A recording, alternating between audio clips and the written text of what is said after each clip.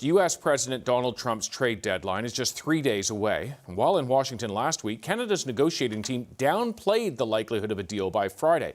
Today, though, Trump's Commerce Secretary says that deadline will not be delayed any further.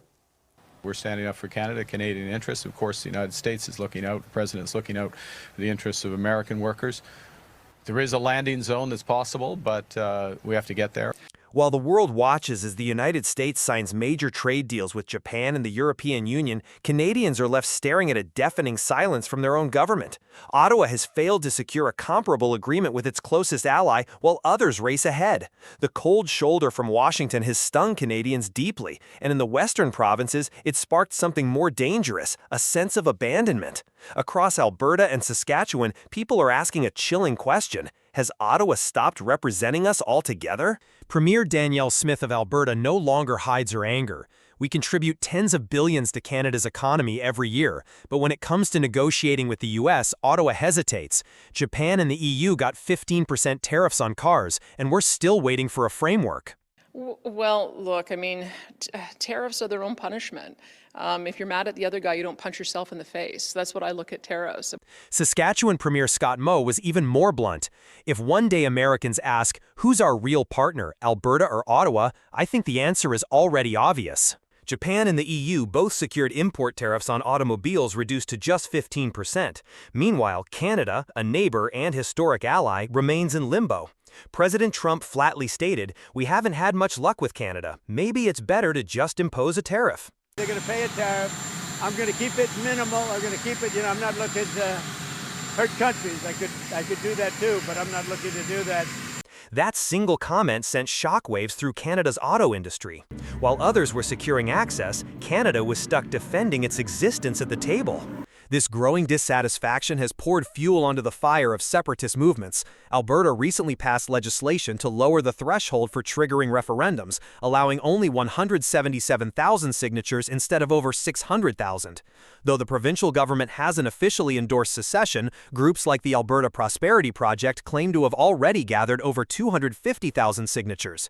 In Saskatchewan, public unrest is building. While the premier has not committed to a referendum, pressure from citizens is mounting by the day.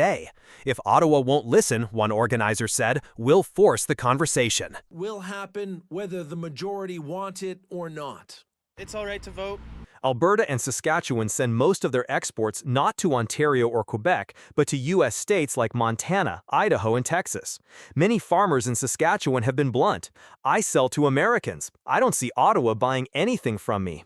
Ottawa's inability to secure new trade terms only reinforces the reality on the ground. These provinces are already economically tied to the U.S.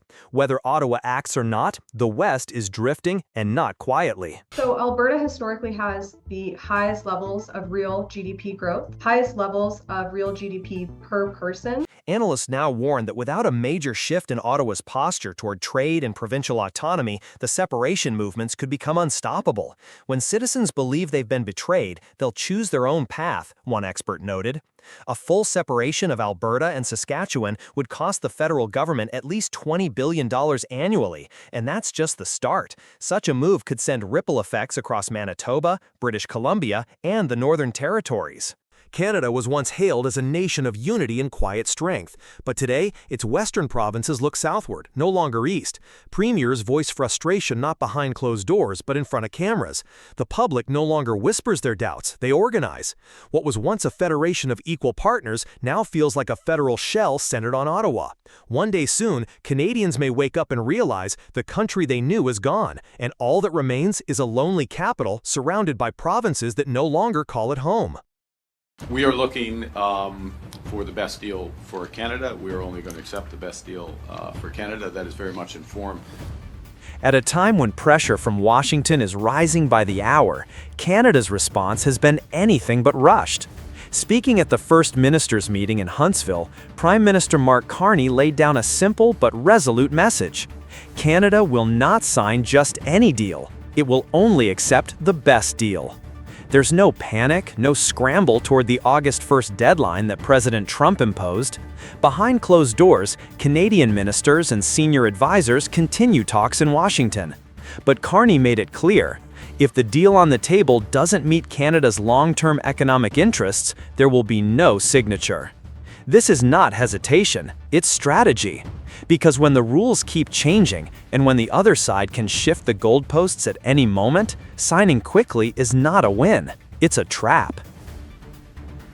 I think understand that a bad deal for Canada would be worse than some of the other options, like putting up with more uncertainty for a few more months, taking us later into this year.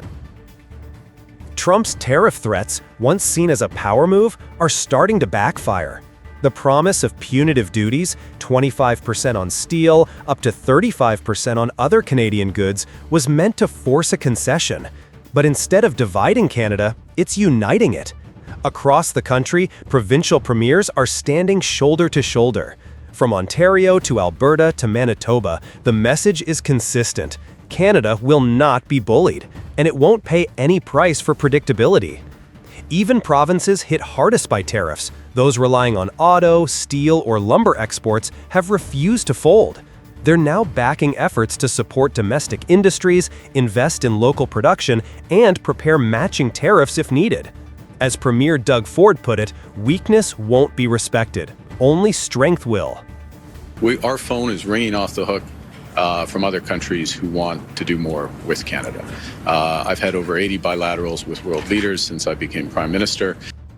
While the U.S. threatens, the rest of the world is calling. Carney revealed that since taking office, he has held over 80 bilateral meetings with global leaders, and many of them are now actively seeking deeper trade ties with Canada. This shift isn't theoretical, it's already happening. Premiers have launched trade missions across Europe and Asia. Canada is advancing talks with Mercosur, India, and even reviving dialogue with South Korea and China. But just as importantly, Canada is building resilience from within. A wave of new interprovincial trade agreements, spearheaded by Ontario, Alberta, and Nova Scotia, has laid the groundwork for a more unified national economy. The One Canadian Economy Act, passed just weeks ago, removes federal-level barriers that once slowed internal commerce. The idea is simple. A country less dependent on any one foreign partner can negotiate with more leverage and more confidence. This isn't just about who Canada trades with. It's about how Canada stands on its own. From steel to aluminum to rebar and I-beams, provinces like Ontario and Manitoba are investing in domestic production capacity. Factories that once relied on U.S. imports are now pivoting toward local supply chains. And on the policy front, every major project, whether it's pipelines, energy infrastructure, or manufacturing, must be built with consensus, not coercion. Manitoba, for example, has delayed signing a west-to-east pipeline agreement until it secures full support from Indigenous communities. The result may take longer, but it will last longer too. These decisions aren't made in fear of tariffs. They're made with an eye toward the future. A country where resilience, not reliance, defines its economic path. I think we should maybe just let go of the August 1 deadline as a fixation, and the fixation that we should have is a good deal. Right. The long-term best interest of Canada. In many ways, Trump's strategy has produced the opposite of what he expected. His tariffs were supposed to isolate Canada. Instead, they've triggered something few saw coming: a nationwide effort to rewire the economy, reinforce internal unity, and expand global relationships.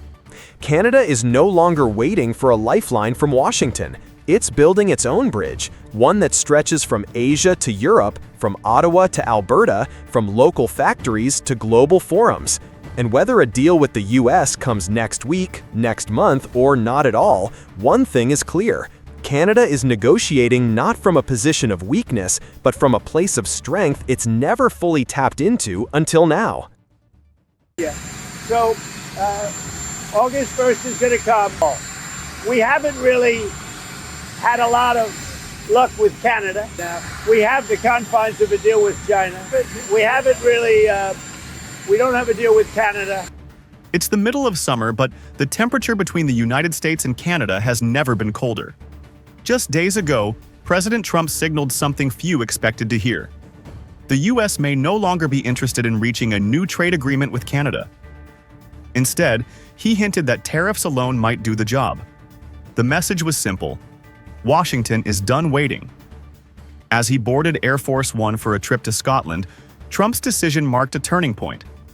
With the self-imposed August 1st deadline fast approaching, the United States is preparing to hit Canadian goods with a 35% tariff unless a new deal is signed. But on the other side of the border, Canada isn't blinking. Prime Minister Mark Carney and his team made their stance clear. Canada will not sign a bad deal, no matter the pressure. At the heart of the current standoff is a paradox. The Canada-US-Mexico Agreement, or CUSMA, is still in force. Under this agreement, over 90% of Canadian exports to the US face zero tariffs, assuming they comply with rules of origin. But the reality on the ground is shifting. Section 232 tariffs on steel, aluminum, copper, and auto parts remain in place, with some rates as high as 50%.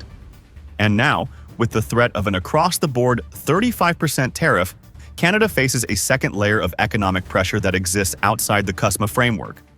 These measures have had a chilling effect on Canadian industries and raised questions about whether the U.S. is still honoring the spirit of its trade commitments. I think the president is trying to up a little pressure on Canada. We saw this in the case of Japan as well. So I think he's still posturing a little bit, trying to create an environment where Canada might be willing to give up a little bit more. This isn't the first time Trump has used tariffs as leverage, but this time, Canada isn't giving in. The Prime Minister's position is supported by provincial premiers and trade officials. Their consensus, a rushed deal made to avoid a tariff deadline, is more dangerous than no deal at all. Trade Minister Dominic LeBlanc echoed this view after high-level meetings in Washington, emphasizing that any agreement must deliver long-term stability for Canadian workers. Meanwhile, Carney continues to resist short-term pressure tactics, arguing that Canada needs structural guarantees, not just temporary relief. So Canadian companies that sell things to the United States, almost 30% of them are now redirecting to other countries. So they're starting to diversify who they trade with. The political battle is spilling over into the economy. According to a July 2025 report by the Canadian Chamber of Commerce, nearly 30% of Canadian exporters have already begun shifting trade away from the US, and 37% of companies say they are now sourcing components and inputs from non-US suppliers. This isn't just a short-term pivot. For many firms, it reflects a deeper shift in trust.